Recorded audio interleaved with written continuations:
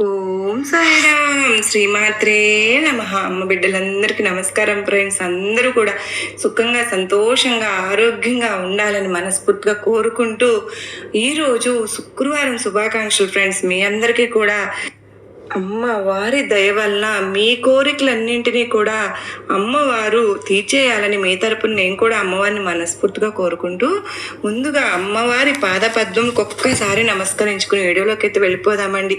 ఇక రోజు అమ్మవారు అమ్మ మాటగా నా నోట ఏమి పలికించబోతున్నారు అంటే, బిడ్డ కోరిక తీరలేనిది ఎంతో కోపంగా ఉన్నావు, నీకోసం నేను విజయవాడ దుర్గమ్మనే వచ్చానమ్మా, నీకోసం గుడ్ న్యూస్ని తీసుకొచ్చాను. ఇది ఎవ్వరూ లేనప్పుడు మాత్రమే వినాలి తల్లి. నీ కంట పడిన 30 నిమిషాల్లో నువ్వు విని తీరితే గనక నువ్వు చక్కగా మంచి గొప్ప శుభవార్తని వింటావు. జాగ్రత్త, నిర్లక్ష్యం అసలే చేయకు బిడ్డ, అశ్రద్ధతో ఉండకమ్మా.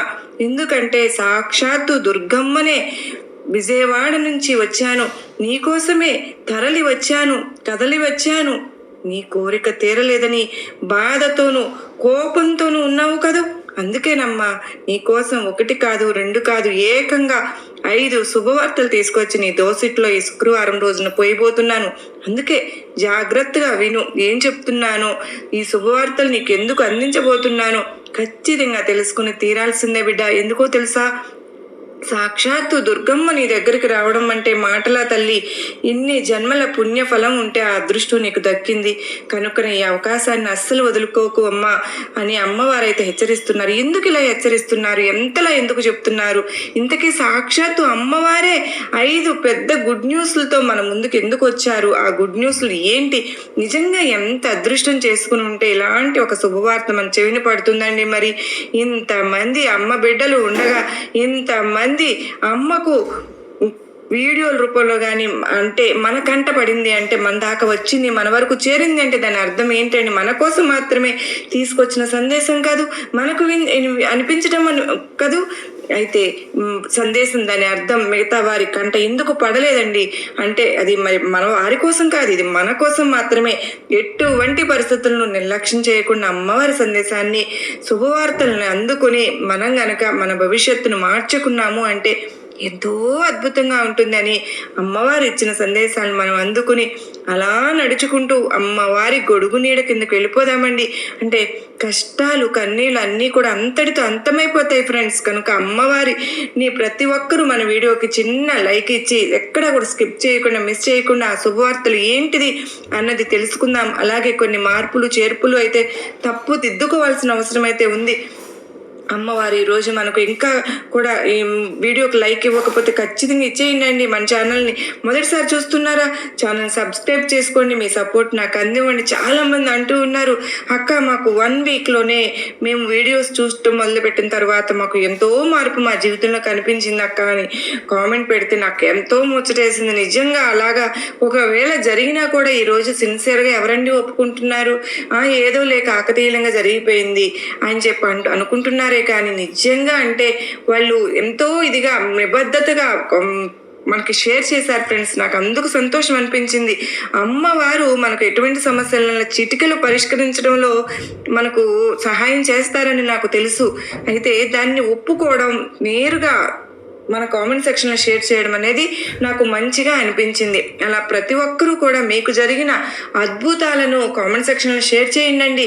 అంత మాత్రమే కాదు ఫ్రెండ్స్, మీకు ఏదైనా సమస్య ఉన్నా కూడా ఖచ్చితంగా మీరు తెలియజేయండి. నేను అమ్మవారి గుడికి వెళ్ళినప్పుడు తప్పకుండా మనందరి గురించి అమ్మవారికి తప్పకుండా పూజ అయితే చేయించుతాను. అర్చన ద్వారా అమ్మవారు మనకు పరిష్కారం అనేది చేయించుతారు. ఖచ్చితంగా మీరందరూ కూడా చాలా జాగ్రత్తగా ఈ సందేశాన్ని విని దానిలో ఉన్న అర్థాన్ని మనం తెలుసుకుందాం.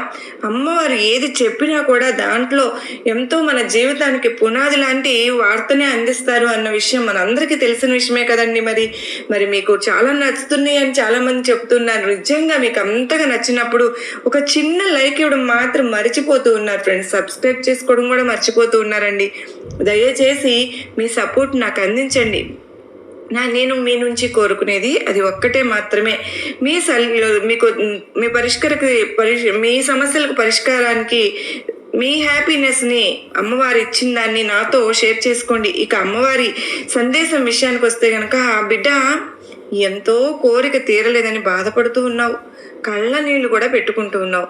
ఎంతో కోపంగా కూడా ఉన్నావు. భగవంతుడు కూడా నన్ను వదిలేశాడు, నా దుర్గమ్మ నా చెయ్యి వదిలేసింది, నా దైవాన్ని కూడా నువ్వు నిందిస్తూ దూషిస్తూ ఉన్నావు కదా ఆ కోరిక తీరలేదని. ఎంతో బాధపడుతూ కూడా ఉన్నావు. సాక్షాత్తు నీ బాధ చూడలేకనేనమ్మా కనకదుర్గమ్మని నీకు శుభవార్తను అందించదామని శుక్రవారం రోజున వచ్చాను బిడ్డ. నీకు అందివ్వబోతున్నానమ్మా. అయితే నీకు కోరిక ఎందుకు తీరలేదు, మిగిలిపోయింది ఎందుకు అని బాధపడుతున్నావంటే నువ్వు సరిదిద్దుకోవాల్సిన తప్పులు ఏమైనా ఉన్నాయా? నువ్వు మార్చుకోవాల్సినవి నీలో లక్షణాలు కానీ గుణాలు కానీ ఏమన్నా ఉన్నాయా? ముందుగా అవేంటో నీకు చెప్పి ఆ తర్వాత నీకు దుర్గమ్మ తల్లిని అందిస్తున్న గుడ్ న్యూస్లు కూడా నీకు తెలియజేస్తాను. జాగ్రత్తగా వినమ్మ తల్లి. అయితే ఎవరు లేనప్పుడు మాత్రమే, చుట్టూ ఎవరు లేనప్పుడు మాత్రమే నువ్వు విన్నావు అంటే ఈ సందేశంలోని అర్థం నీకు చక్కగా అర్థమవుతుంది అమ్మా అని అమ్మవారు అయితే మనకు చక్కగా తెలియజేస్తున్నారు ఫ్రెండ్స్. కనుక జాగ్రత్తగా మనకు కనుక ఆ పెద్ద గుడ్ న్యూస్లు ఏంటి, మన చెవిన పడబోతున్నాయి ఏంటి, మన కంట పడబోతున్నాయి కనుక జాగ్రత్తగా మనం అందుకోవాలి. ఏమాత్రం కూడా నిర్లక్ష్యం చేయకూడదండి. ముందుగా మనం తెలుసుకోవాల్సిన తప్పులు ఏంటి, సరిదిద్దుకోవాల్సిన పొరపాట్లు ఏంటి అనేది తెలుసుకుందామండి. వాటిని సరిదిద్దుకున్నాము అంటే కనుక మన జీవితం అద్భుతంగా ఉంటుంది. ఇక మనం ఎలా ఉంటాము అంటే మన మనస్తత్వం ఎలా ఉంటుందంటే మనం నలుగురితో ఎలా నడుచుకుంటున్నాము అని అంటే కనుక కొన్ని తెలియని విషయాలు కూడా ఉంటాయి బిడ్డ. అవి నీకు ఈరోజు నేను విప్పి చెప్పబోతున్నాను. నువ్వు చేస్తున్న తప్పులు ఏంటో, పొరపాట్లు ఏంటి, ఎక్కడ నువ్వు సరిదిద్దుకోవాలో, ఎలా నడుచుకోవాలో ప్రతి ఒక్కటి కూడా నీకు అర్థమయ్యేలాగా చెప్తాను. ఒక్కొక్కసారి ఎలా ఉంటావు, నీ మనసులో ఉన్న విషయాలు అసలు బయట పెట్టవు ఎవరితో కూడా. విషయాలనైనా సరే, ఇతర విషయాలు ఎవరైనా నీకేదైనా చెప్పారనుకో దాన్ని చాలా జాగ్రత్తగా నిగూఢంగా ఉంచుకుంటావు నీ మనసులోనే, ఎవరికి చెప్పవు. ఏదైనా గుట్టు నీ దగ్గర నుంచి రాబట్టాలి అంటే అస్సలు ఎవరి వల్ల కాదు. ఎవరైనా నీతో అబద్ధాలు చెప్పాలి అంటే మాత్రం చాలా భయపడతారమ్మా. నీకు ఊరికే తెలుసుకోగలుగుతావు, వాళ్ళని గ్రహించేస్తావు. అంతటి నీకు అంటే దాన్ని ఏమంటారు, గ్రహశీలత అంటే నువ్వు వాళ్ళని పరీక్షించేస్తావు. అర్థమైపోతాయి వాళ్ళ తెలివితేటలు, పసిగట్టేస్తావను. ఒక్కసారి నీలో మార్చుకునే మనస్తత్వం అయితే కాదు కానీ ఈ దృఢ సంకల్పం అనేది జీవితంలో మంచి స్థితి రావడానికి ఎంతగానో కష్టపడుతూ ఉంటావు. నీకు మంచితనం ఎంతో, పట్టుదల కూడా అంతే అధికంగా ఉంటుంది. ఎక్కువగా నువ్వు అనేక మంది దీనివల్లనే శత్రువులు నీకు తయారవుతున్నారు. ఎందుకో తెలుసా, నీకు ఎక్కువగా కోపంగా ఉంటావు. అటువంటి కోపం ఉన్నవారు అంటే మరి ఎదుటి వారికి నీ వల్ల వాళ్లకు బాధ కలిగి నీ మీద శత్రుత్వం పెంచేసుకుంటూ ఉన్నారు. నీ కోపం ఒక్కొక్కసారి ఎవ్వరు ఊహించిన విధంగా తారస్థాయికి వెళ్ళిపోతూ ఉంది. నీతో ఉన్నవాళ్ళు అసలు ఎందుకు బాబోయ్ ఇంత దూరంగా ఉంటేనే మంచిది అని అనుకునేటట్టు కూడా ఉంటుంది ఒక్కొక్కసారి. అంటే కోపానికి ఖచ్చితంగా నువ్వు ఎవరో ఒకరు నీ చేతిలో కానీ అంటే నీ చేతిలో ఏది ఉంటే అది గిరాటేసేస్తావు. దానివల్ల పరిణామాలు చాలా క్లిష్టంగా తయారవుతూ ఉంటాయి. నీ మాటలకు వాళ్ళు ఊరికినే బాధపడిపోయే విధంగా నువ్వు మాట్లాడుతూ ఉంటావు. సూటిగా మాట్లాడతావనే చెప్పుకోవాలి. ఆ మాటలు విని మనసును ఎందుకు మనం బాధ పెట్టుకోవాలి, వీళ్ళకి దూరంగా ఉంటేనే మంచిది కదా అనే ఆలోచన నీ ఇంట్లో వాళ్ళకి కానీ ఎవరికైనా సరే అలా కలుగుతూ ఉంటుంది. అందుకే కొంచెం దూరంగా తప్పించు తిరుగుతూ ఉంటారు. నీ కోపం తెప్పించకుండా ఉండడానికి ప్రయత్నిస్తూ ఉంటారు. అమ్మా, కోపం వల్ల ఏమైనా ఉపయోగం ఉందా? దానివల్ల మనకి ఏమి కలిసి రాదు తల్లి. కాకపోతే నీకు కాసేపు ఉంటుంది కానీ అది ఎట్లాగంటే అరిటాకు అంటే మంటారు కదా తాటాకు చప్పుళ్ళకని, కొంచెం తాటాకు ఎంతసేపు మంటుందో అంతసేపే ఉంటుంది. కానీ తర్వాత ఊరికి బోళాశంకరులాగా ఊరికే చల్లబడిపోతావు. బోళాశంకరుడు అంతే కదమ్మా. కోపం వచ్చినప్పుడు చాలా కోపంగా ఉన్న తర్వాత మనం గనక ప్రేమగా స్వామిని కొలుచుకుంటే ఆయనకంటే ఎవరు, మహాశివుడు బోళాశంకరుడు అంటే ఊరికి కరిగిపోతారు. అలాగే నువ్వు కూడా అలానే అని చెప్పుకోవాలమ్మా. ఎవరైనా తప్పు చేశారా, ఇంకా నిన్ను తప్పైపోయింది నన్ను కరుణించు అని శరణు కోరేమో అంటే వెంటనే అనుగ్రహించేసి కోరికలు తీర్చేస్తూ ఉంటారు బోళాశంకరుడు శివయ్య. అలాగే నీకు తెలిసి తెలియక ఇలా చేసేసాను అని ఎవరైనా నీ దగ్గర అన్నారే అనుకో, వెంటనే వారిని ఊరికి క్షమించేస్తావు. అలా అని అన్నీ కూడా జరిగినవన్నీ మర్చిపోతావు. దయచేసి నన్ను క్షమించు అని ఎప్పుడైతే వారు నిన్ను అడిగారో ఇక అప్పుడు వెంటనే కూడా జాలి వచ్చేస్తుంది నీకు. వెంటనే కరిగిపోతే వారిపై ఇక నీ అక్కడ లేని ప్రేమను అనేది కురిపించేస్తూ ఉంటావు. అంత మాత్రమే కాదమ్మా, ఒక్కొక్కసారి నాది అని అనుకున్నావా, అది ఖచ్చితంగా నాదే అన్న పంతం నీది. ఎప్పటికీ కూడా దాన్ని వదులుకోవడానికి నువ్వు సిద్ధంగా ఉండవు. ఆర్థికంగా కూడా నువ్వు ఎంతో నష్టపోవడం అనేది జరిగింది కదా తల్లి. ఇదివరకు కాలంలో అయితే ఎందుకు అంటే ఆర్థిక పరంగా అభివృద్ధి అన్నది ఒకవేళ వచ్చినా అనవసరపు ఖర్చులు, వృధా ప్రయాసాలు, ఇలా ఆర్థిక పరంగా ఎన్నో చవి చూసావు. అంతవరకు అప్పులు చేసావనే చెప్పుకోవాలి. అవన్నీ తీరకుండా ఒక్కొక్కసారి నువ్వు అసహనానికి గురైపోయి ఊగిపోతూ ఉన్నావు. ఎక్కువ శాతంగా ఆర్థికంగా నష్టం వల్లనే నీకు అలాంటి పరిణామాలనే చోటు చేసుకున్నాయి. కానీ లేకపోతే నువ్వు ఇంత కోపం వస్తూ నువ్వు ఎప్పుడు ఉండలేదు. నీకైతే మరి అటువంటి శుభవార్తలు నీకు అందించాలనే ఈరోజు ఖచ్చితంగా నా బిడ్డ బాధ చూడలేకే పరుగున ఈ శుక్రవారం రోజున నీ ఇంట్లో అయితే వచ్చేసానమ్మా. ఒకటి చెప్పనా తల్లి, నీ ఇంట్లో ఈరోజు ఒక శుభవార్త సంబంధించిన క్షణాలు రాబోతూ ఉన్నాయి. ఏదైనా సరే మీ ఇంట్లో ఎప్పటి నుంచి ఒక శుభకార్యం జరగాలి అని జరిపించాలి అని అనుకుంటున్నారో అది లేట్ అవుతుంది కదూ, దానికి బీజం పడబోతుంది. మనం ఎప్పుడు చేద్దాము ఏంటి అనేది ఈరోజు మీరు చర్చించుకుంటారు మీ ఇంట్లో.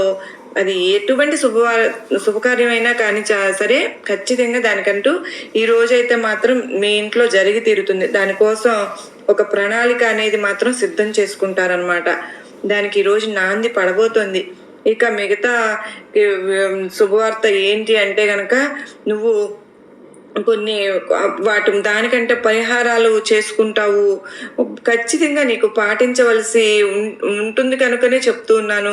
ఈరోజు నువ్వు అంటే దుర్గమ్మగా నేను చెప్తున్నది ఏంటి అంటే నువ్వు జాగ్రత్తగా వినాలమ్మా. చక్కగా ఈరోజు మొదలు పెట్టుకుని నువ్వు వదులుకోకుండా గనక జాగ్రత్తగా చేసుకుంటున్నావు అంటే గనక నీ ఇంట్లో కనకవర్షమే కురుస్తుందనే చెప్పాలి. చూడు బిడ్డ, నీకు అది ఎందుకు చెప్పాను అంటే గనక ఈ సందేశాన్ని వీడియోని అందరూ కనుక ముందు చూసినట్లయితే కనుక శుభవార్తలు వస్తున్నాయని చెప్పి వారికి అర్థమవుతుంది. వీరికి మంచి గుడ్ న్యూస్ అందుతాయి, శుభవార్తలు రాబోతున్నాయని మీకు అందరికీ అర్థమవుతుంది. అలా అర్థమైంది అంటే ఆ సమయంలో వాటిని జరగనివ్వకుండా కొంతమంది అడ్డుకుంటారు కనుక మీరు జాగ్రత్తగా నరదిష్టికి నరలాలు పగులుతాయి అన్న సామెత ఉండనే ఉంది కదమ్మా. కనుదృష్టి కూడా ఒక్కొక్కరిది అలాగా అనిపిస్తుంది. ఈర్ష్య అసూయలతో ఒక్కొక్కసారి అలా వచ్చిన ప్రభావం మీద వస్తూ ఉంటుంది కనుకనే వెనక్కి వెళ్లే అవకాశాలు కూడా ఉంటాయి బిడ్డ. అంత మాత్రమే కాదు, కొంతమంది నీతో మంచిగానే ఉంటారమ్మా, వాళ్ళు చాటుగా ఏమంటే మంచిగా మన దగ్గర అన్ని చెప్పించుకుని తరువాత వాళ్ళు ఈర్ష్య ద్వేషాలకు లోనవుతూ ఉంటారు.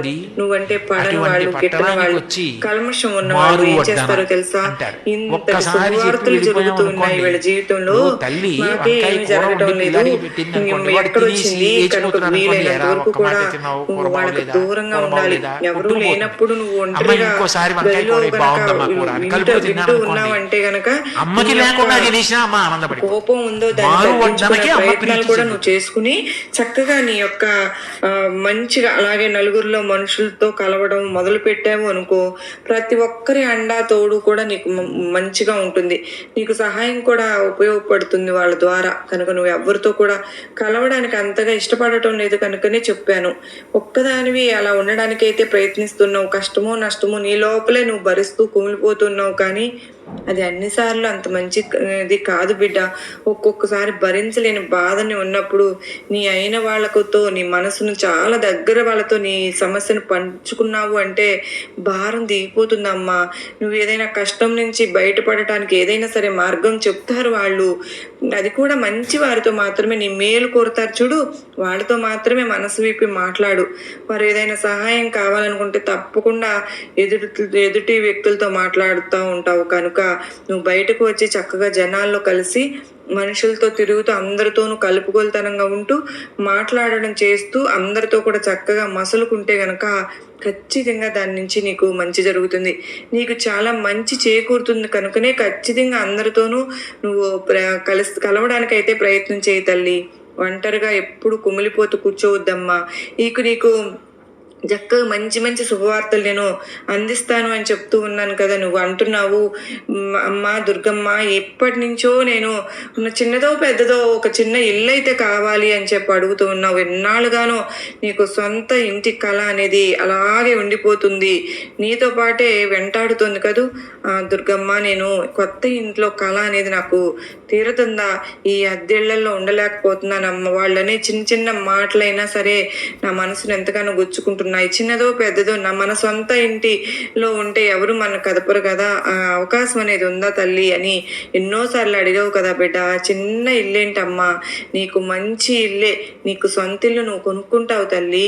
ఖచ్చితంగా నేనైతే ఒకటి చెప్తాను, లేదంటే నీకు ఈరోజే నీకు నువ్వేదైతే కోరుకుంటున్నావో బిడ్డలు, అమ్మ బిడ్డలు, దానికి ప్రయత్నాలు అయితే మీరు మొదలు పెట్టుకోవడానికి చాలా మంచి సమయం అన్నమాట. మీరు ప్రయత్నాలు అయితే మొదలు పెట్టుకోండి. అనారోగ్యంగా ఇబ్బంది పడుతున్నాను అన్నావు, అది కూడా నీకు ఈ రోజు నుంచి మంచిగా నీ మనస్తత్వంలో మార్పులు కలిగి ఆ దీర్ఘకాలిక అనారోగ్యం నుంచి ఎప్పటి నుంచో ఉందో నీకు అది బాధలన్నీ కూడా తగ్గిపోతాయమ్మా. ఇప్పుడు దూరం అయిపోబోతున్నాయి. దానికి సరైనటువంటి మందు అనేది ఎవరి ద్వారా తెలుస్తుందో, ఏ డాక్టర్ ద్వారా తెలుస్తుందో, ఎట్లన్నా కానీ నీకు వచ్చి చేరుతుంది. ఖచ్చితంగా నువ్వు సంపూర్ణ ఆరోగ్యవంతురాలు అవుతావు.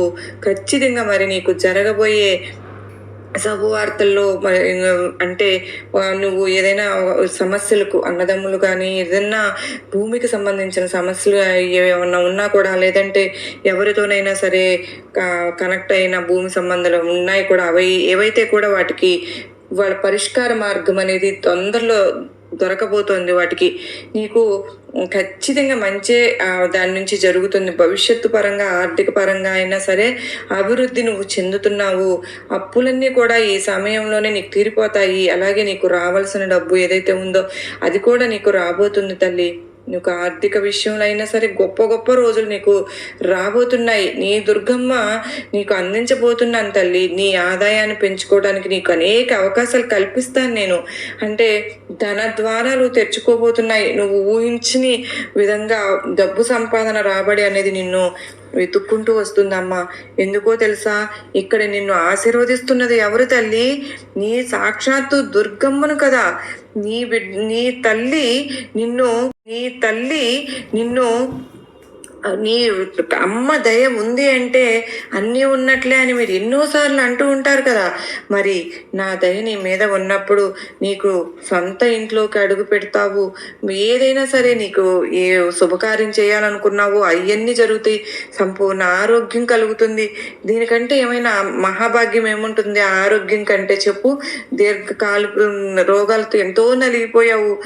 సంపూర్ణ ఆరోగ్యంతో ఇక్కడి నుంచి నువ్వు ఉండబోతావు.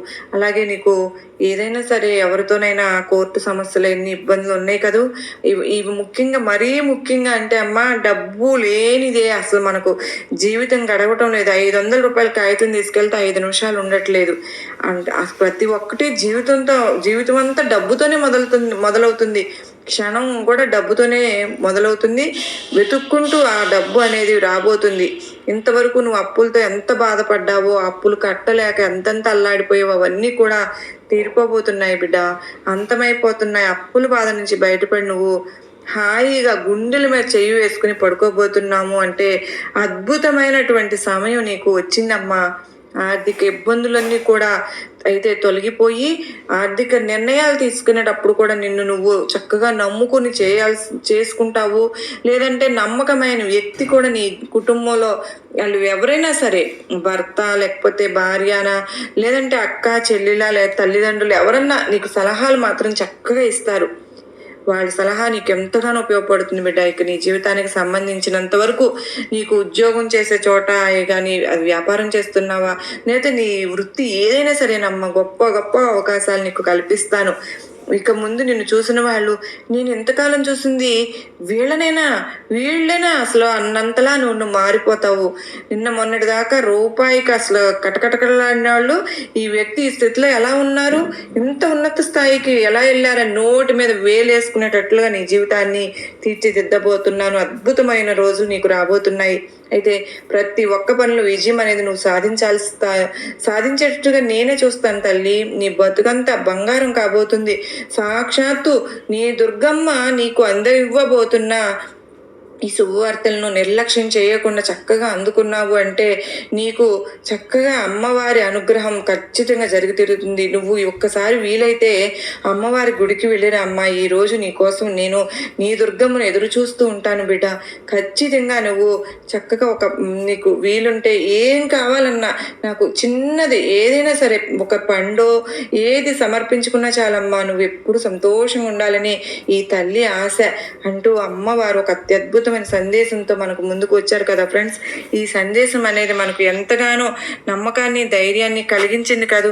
ఈ శుక్రవారం రోజున మనందరము కూడా అమ్మవారి ఆశీస్సులు తీసుకోవడానికి అమ్మను మన కోసం ఎదురు చూడటం కాదండి, మనం అమ్మను చూడాలన్న తపనతో, తహతహతో మనం మన అమ్మ దగ్గరికి వెళ్దాం. చక్కగా అమ్మవారి ఆశీస్సులు మనందరము తీసుకుందాం.